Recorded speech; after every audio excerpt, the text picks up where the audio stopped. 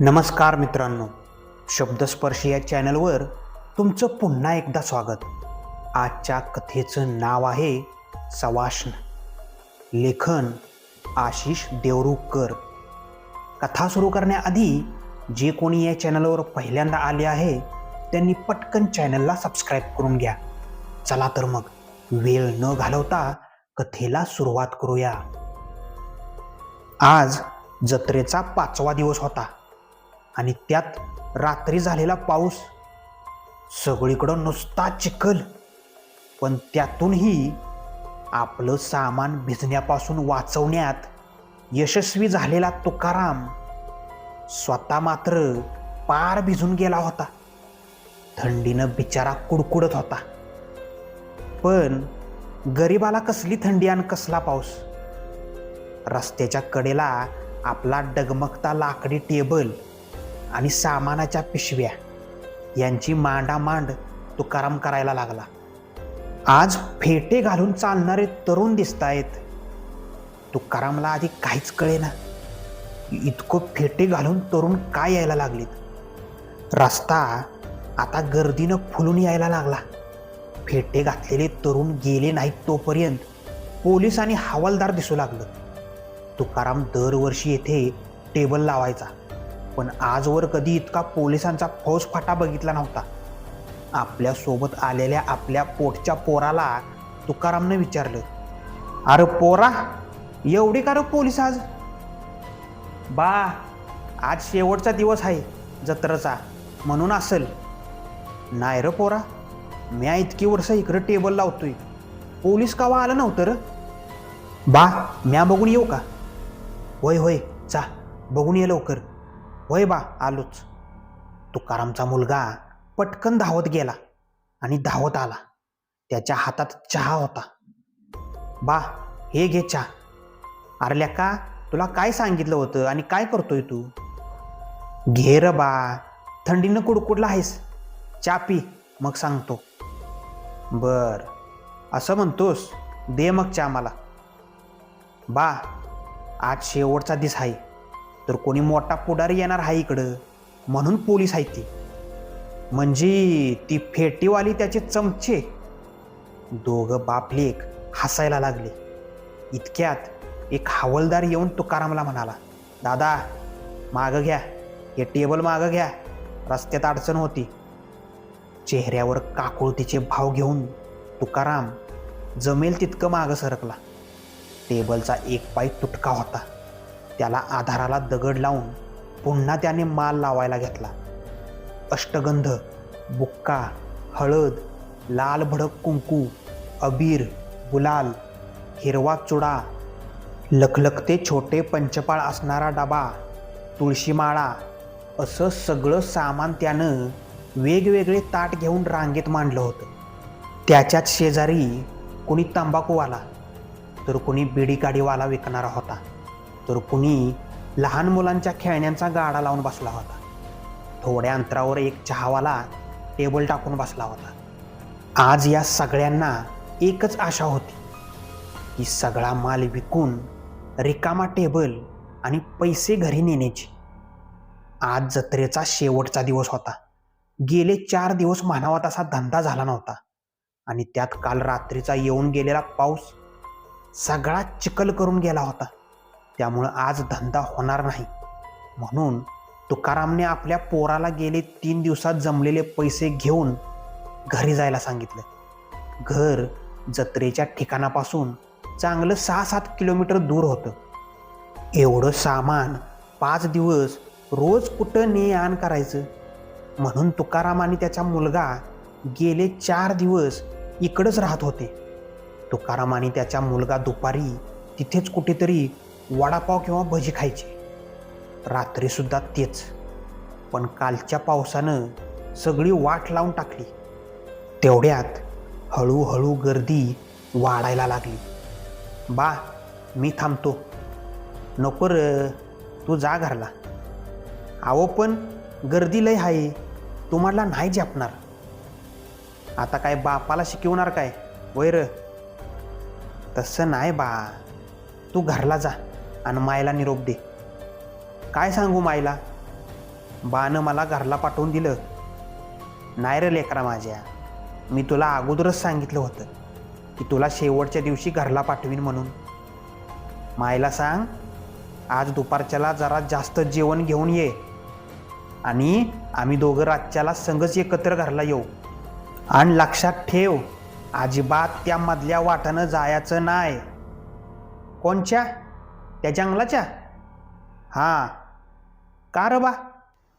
तिकडं जखीन आहे जखीन असं म्हणतात लोक. जखीन काय असतं रे बा? जखीन म्हणजे एखादी सवाशीण बाई मेली आणि तिचं भूत झालं तर तिला जखीन म्हणतात. बा, खरंच तिथं जखीन आहे वर? मला नाही माहीत, मी बी कधी गेलो नाही तिकडनं आणि तू बी नग जाऊ. होय बा, समद लक्षात आहे नव? होय बा, येतो. नीट जा आणि मायला निरोप दे. वय वय. पोरगा दिसेनासा होईपर्यंत तुकाराम त्याला हात दाखवत होता. आता चांगलीच गर्दी झाली होती. कोणी अबीर गुलाल नेत होतं तर कोणी तुळशी माळा, हळद कुंकू सुद्धा नेत होतं. दुपार होऊन गेली पण गर्दीमुळं तुकाराम जेवणाचं सुद्धा विसरून गेला. संध्याकाळी गर्दी ओसरू लागली तेव्हा तुकारामच्या लक्षात आलं की त्याची बायको दुपारी जेवण घेऊन आलीच नाही. पोरगा घरी पोचला की नाही? पोचला असेल पण आईला सांगायला विसरला की काय की तो त्या मधल्या रस्त्याने गेला आणि जखिनीने त्याला मारून तर टाकलं नसेल ना. त्याच्या डोक्यात विचार सुरू होते, केव्हा जत्रा संपते आणि घरी जातोय असं त्याला झालं होतं. पण अचानक गर्दी पुन्हा वाढू लागली, कारण आज जत्रेची सांगता होती, रात्री भजन स्पर्धा होती. त्यामुळं बरीच लोक त्या हिशोबाने संध्याकाळीच येत होती. तुकारामचा धंदा जोरात झाला पण डोक्यात त्याच्या पोराचाच विचार सुरू होता. आता शेवटचं हळदी कुंकवाचं एक पाकिट आणि एक हिरवा चुडा राहिला होता. सकाळी त्याने बायकोसाठी एक साडी घेतली होती. ती साडी आणि ते हळदी कुंकवाचं पाकिट आणि हिरवा चुडा त्याने एका पिशवीत भरलं आणि टेबल तिथेच टाकून तो घराकडे जायला निघाला. टेबल उद्या सकाळी घेऊन जाऊ, पण आधी बायको का आली नाही ते बघू. पोरगा पोचला असेल ना ते बघू. या विचाराने तो घराकडे धावत सुटला. रिमझिम पाऊस सुरू झाला होता. हातातला कंदील कधी विझेल ह्याचा नेम नव्हता. थोडं अंतर गेल्यावर रस्त्याला 2 फाटे फुटले होते. एक होता नेहमीचा रस्ता आणि दुसरा होता जंगलातून जाणारा, जिकडे जखीन आहे असं लोक बोलायची. तुकाराम क्षणभर तिथेच थांबला. माझं पोर ह्या वाटानं तर गेलं नसेल ना, त्याच्या डोक्यात विचार आला. आणि शेवटी बापाचं काळीच ते. त्याने झटकन निर्णय घेतला, याच वाटेनं जायचं. पोरगा या वाटेनं गेला असेल तर भेटल, नसेल गेला तर लवकर घरी पोचू. पण जखीन, हे जखीन बिकीन काय नसतं असं स्वतःलाच समजवत तुकाराम त्या झाडीत घुसला. जसा तो झाडीत घुसला, वातावरण अचानक उबदार झालं. कंदिलाच्या प्रकाशात जेवढं दिसत होतं त्यापेक्षा जास्त दिसायला लागलं. आणि पावसाचा मागमूसही सुद्धा नव्हता. पाऊस थांबला वाटतं. तो स्वतःशीच बोलला आणि पुढे जायला निघाला. मनात सतत जखिनीचा विचार येत होता, पण त्यानं ठरवलं होतं की कितीही कोणाचाही आवाज आला तरी अजिबात थांबायचं नाही. तो पटापट पावलं टाकत चालत होता. तेवढ्यात अचानक, ओ धनी, धनी, ओ धनी, त्याच्या कानावर आवाज आला. त्याने आपल्या बायकोचा आवाज बरोबर ओळखला. तो थांबला, पण पटकन त्याला आठवलं की जखीन कोणाचाही आवाज काढू शकते. त्याने मागे वळून न बघता सरळ चालायला सुरुवात केली. परत आवाज आला, ओ धनी, थांबा की, तुम्हासनी हाक मारलोय, ओ धनी. तुकाराम अजिबात थांबायचं नाव घेत नव्हता. त्यानं आपला वेग वाढवला. पुन्हा मागून आवाज आला, अहो धनी थांबा की, म्या जानकी आहे तुमची, अहो तुमची बायको, ओ धनी. पण तुकाराम काही केल्या थांबत नव्हता.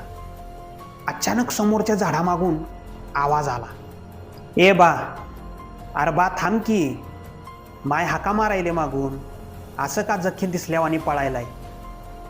झाडामागून आपला पोरगा येताना बघून तुकारामनं हातातलं सगळं टाकून दिलं आणि पोराला मिठी मारली. बा काय झालं तुला? मला काय नाही झालं, पण तू ह्या वाटेनं का आलास? मी नाही आलो बा. मग तू इकडं कसा काय? माझ्या संग आलाय तो इकडनं. तुकारामची बायको मागून धापा टाकत आली. पण का? सांगते. अव लय उशीर झालेला, त्यामुळे इकडनं आलो आम्ही. पण इकडं जकीन आहे तुला माहीत आहे ना? कोण बी नाही इकडं, उगाचच काय बी. अव आम्ही येताना वाट चुकलो. वाटत एक सुंदर बाई भेटली आम्हाला, त्यांनी त्यांच्या घरला नेलं म्हणून येळ झाला आम्हाला. बरं चला घरला आता. तुकाराम बायको आणि पोराला घेऊन घरी जाऊ लागला.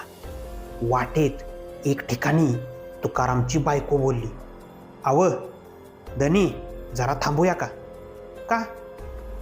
इथं घर आहे त्या बाईचं, तिनंच वाट दावली होती आमासनी. त्यांना सांगून येतो तुम्ही गावला म्हणून. कुठं आहे ते? काय समोर? हां जावं काय? नग अव जाऊ द्यावं. नग म्हणतोय ना, जाऊ द्यावं. तुमच्याकडं हळदी कुंकू आहे काय? हाय, कशाला हवंय? आणि हिरवा चोडा हाय तो बी, पण तुला कशाला हवाय? ती सवाशीन बाई आहे, तिला काहीतरी द्यायला पाहिजे हो. म्हणजे तुम्ही द्यावं इकडं ती पिशवी. थांब देतो. तुकारामने आपल्या पिशवीत हात घालून हिरवा चोडा आणि हळदी कुंकवाचं पाकिट बाहेर काढलं आणि त्याला अचानक धपकन काहीतरी पडल्याचा आवाज आला. त्याने पटकन आवाजाच्या दिशेने पाहिलं तर त्या घराच्या समोर त्याला 2 व्यक्तींची शरीरं दिसली. त्याने नीट पाहिलं तर त्यातील एक शरीर तुकारामच्या बायकोचं होतं आणि दुसरं त्याच्या मुलाचं. अंधार असून देखील त्याला ती शरीरं स्पष्ट दिसत होती.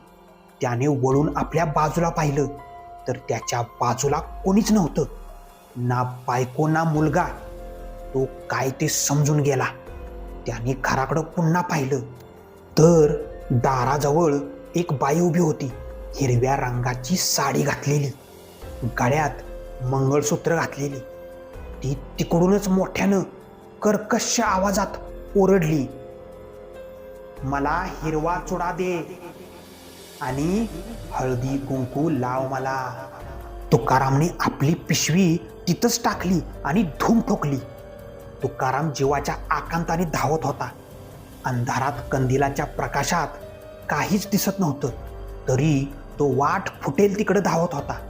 पण तिचा आवाज त्याला ऐकू येत होता, माझा हिरवा चुडा मला दे. तुकाराम धावतच होता. धावता धावता तो स्वतःलाच शिव्याशाप देत होता. एवढ्या अंधारात त्यासनी मी कसा दिसलो याचा विचार करायला हवा होता मी. तेव्हाच मला कळायला हवं होतं की काहीतरी गडबड आहे. माझं पोर आणि बायकोला गिळली त्या जखीनीनं. आता मी काय करू? जखीन कोणाला म्हणतो रे? हरामखोरा. तिचा आवाज ऐकून तुकाराम थांबला. एवढं पळून सुद्धा तिचा आवाज इतका जवळून कसा आला त्याला कळत नव्हतं. त्याने कंदील थोडा वर उचलला तर ती सवासीन बाई हवेत उडत होती. तुकाराम ना रे तू? ती हवेत तरंगत होती. होय होय, तुकाराम घाबरत घाबरत बोलला. तूच हळद कुंकू दिले होतेस माझ्या नवऱ्याला. कोण कोण नवरा तुझा? कळेल, लवकरच तुला कळेल. माझ्या बायको आणि पोरानं काय केले तुझं? तुझ्या पोरानं हिरवा चुडा आणून दिलेला माझ्या नवऱ्याला आणि तुझ्या बायकोनं माझी ओटी भरली होती शेवटची. म्हणजे माझा नवरा म्हणजे इथला सावकार. तुझ्याकडूनच गेल्या वर्षी जत्रेत त्याने हळदी कुंकू घेतलं होतं. हिरवा चुडा नव्हता म्हणून तुझ्या पोरानं घरातून आणून दिला हिरवा चुडा. तोच हिरवा चुडा घालून मी हळदी कुंकवाला तुझ्या घरी आले होते. तुकारामला सगळं काही आठवलं. मग त्यासाठी माझ्या बायकोन पोराला का मारून टाकलंस तू? का म्हणजे त्यांनी अप्रत्यक्ष माझ्या नवऱ्याला मदत केली होती. कसली मदत? तुझ्या घरातून ओटी घेऊन मी माझ्या घरात आले. समोरच माझा नवरा उभा होता, हातात मोठा कोयता घेऊन, पदरात ओटी, हातात हिरवा चुडा आणि कपाळावर हळद कुंकू लावलेली. मी जशी उंबऱ्यात आले तसं माझ्या नवऱ्यानं माझी मान एका घावेत धडावेगळी केली. एवढं बोलताच हवेत उडणाऱ्या तिच्या शरीरापासून मुंडकं वेगळं झालं आणि धड धाडकन जमिनीवर पडलं. मुंडकं मात्र हवेतच तरंगत होतं. तरंगणारं ते मुंडकं आता बोलू लागलं. आता तुझी पाळी आहे. तुकारामला भोवळ यायची बाकी होती, तरीही त्याने तिला विचारलं, माझा काय दोष? तू हळदी कुंकू विकलं होतंस, त्यामुळं तुलाही मारायला लागल. आणि ज्याने कोयता दिला त्यालाही मी मारून टाकलंय. म्हणजे त्या भिक्याला? होय, मीच मारलंय त्या भिक्याला. पण सावकार असं का वागला? पण गुप्तधन. काय गुप्तधन? होय, त्याला एका मांत्रिकानं सांगितलं होतं.